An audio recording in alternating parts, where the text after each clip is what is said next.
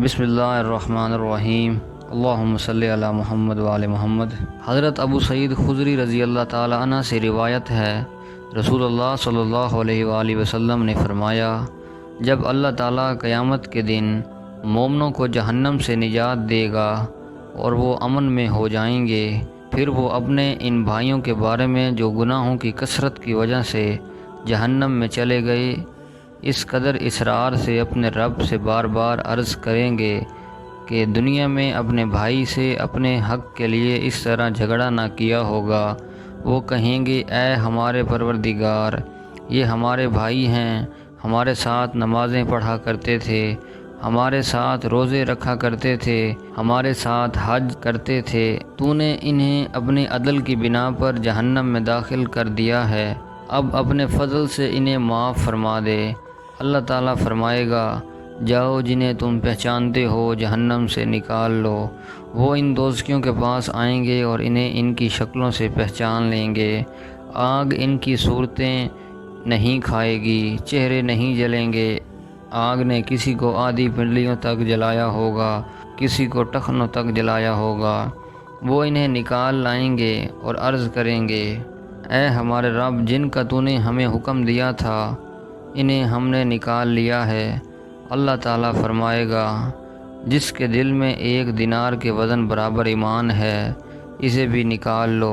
پھر ارشاد ہوگا، جس کے دل میں نصف ایمان کے وزن برابر ایمان ہے، اسے بھی نکال لو۔ اس کے بعد یہاں تک کہ حکم ہوگا کہ جس کے دل میں رائی کے دانے کے برابر بھی ایمان ہے، اسے بھی جہنم سے نکال لو۔ حضرت ابو سعید خدری رضی اللہ تعالی عنہ نے فرمایا، جسے یقین نہ آئے وہ اس آیت کو پڑھ لے، بے شک اللہ تعالیٰ ذرا برابر بھی ظلم نہیں کرتا، اور اگر کسی کے ساتھ کوئی نیکی ہوگی تو اسے کئی گنا بڑھا دے گا اور اسے اپنے پاس سے اجر عظیم عطا فرمائے گا۔ سنن ابن ماجہ، حدیث نمبر 60۔ حضرت انس رضی اللہ تعالی عنہ سے روایت ہے کہ رسول اللہ صلی اللہ علیہ وآلہ وسلم نے فرمایا، بے حیائی جس چیز میں بھی ہو اسے بدنما کر دیتی ہے، اور حیا جس چیز میں بھی ہو اسے خوشنما کر دیتی ہے۔ سنن ابن ماجہ، حدیث نمبر 4185۔